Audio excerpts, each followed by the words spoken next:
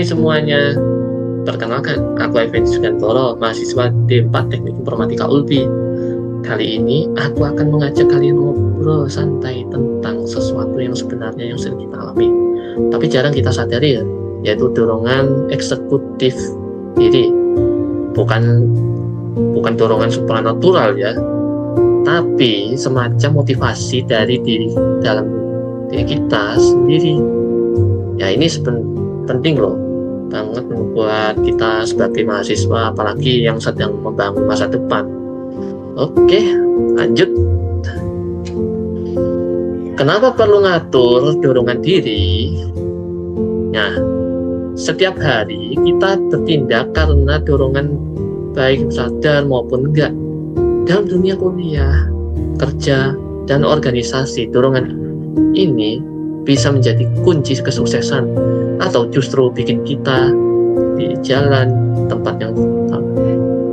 Tapi faktanya, dorongan itu bentuknya bisa berbeda-beda karena kita dipengaruhi oleh budaya, keluarga, dan pengalaman masing-masing.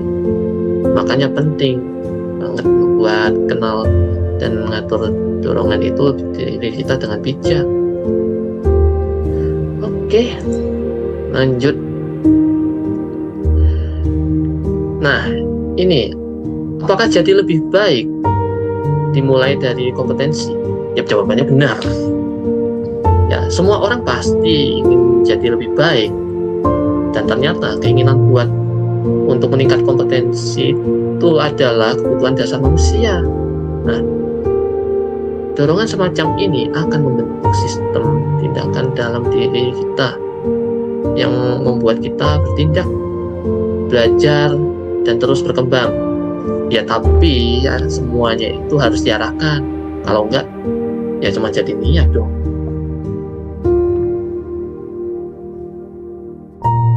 Nah, efektif versus sibuk, mana yang lebih penting? Nah, mari saya bahas ya.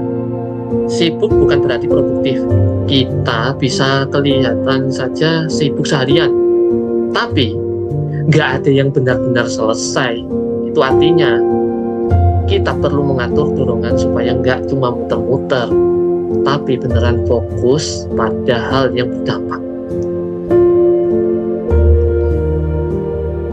Sedikit keunggulan bisa jadi pembeda. Nah, kadang kita mikir nih, aku cuma skill dikit kalah jauh sama yang lain. Padahal sedikit keunggulan itu bisa jadi pembeda besar kalau kamu tahu cara memanfaatkannya. Misal, kamu lebih mudah bergaul atau peka dengan situasi. Itu bisa jadi nilai lebih yang besar banget di dunia kerja ataupun organisasi. Manfaatkan kelebihan sebaiknya. Oke. Nah sekarang fokus dan prioritas sama dengan efisiensi.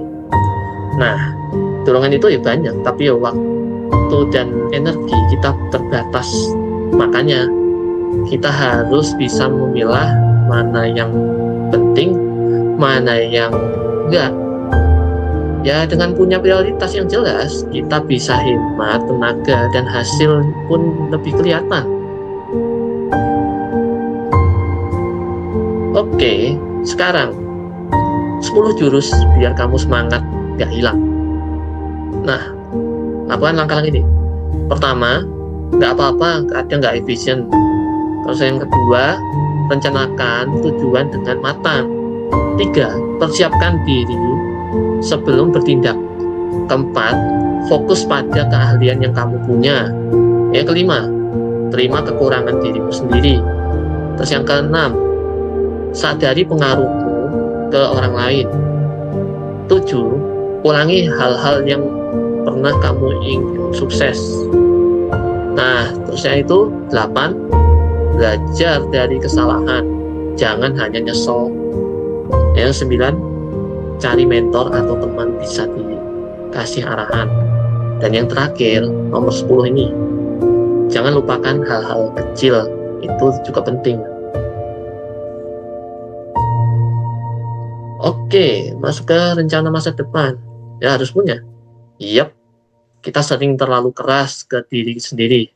Padahal perubahan kecil juga tetap kemajuan loh. Bikin rencana jangka pendek dan jangka panjang. Jangan lupa juga seimbangkan antara tujuan dan kondisi kamu sekarang. Karena hidup bukan maraton ya, tapi kita perjalanan panjang yang perlu strategi. Oke, inti dari dorongan restrukturtif diri, ya jadi teman-teman ya semuanya, dari semua ini kita bisa simpulkan, kenali dulu dorongan dalam dirimu, atur arahnya biar kamu gak kemana-mana, dan gunakan kelebihanmu sekecil apapun, karena orang yang hebat bukan hanya segalanya, tapi yang bisa memaksimalkan apa yang dia punya. Oke, thanks ya semuanya kalian udah nonton. Terima kasih sudah menyimak video ini. Nah, semoga kamu menjadi lebih sadar dan terarah dan juga dalam mengelola semangat dan dorongan dalam diri. Dan pastinya semoga kamu makin termotivasi untuk terus berkembang. Saya Fendi Sugiantoro dari D4D IOLB. Sampai ketemu lagi di video berikutnya. Bye bye. Jangan lupa join ke D4 Teknik Informatika. Yes.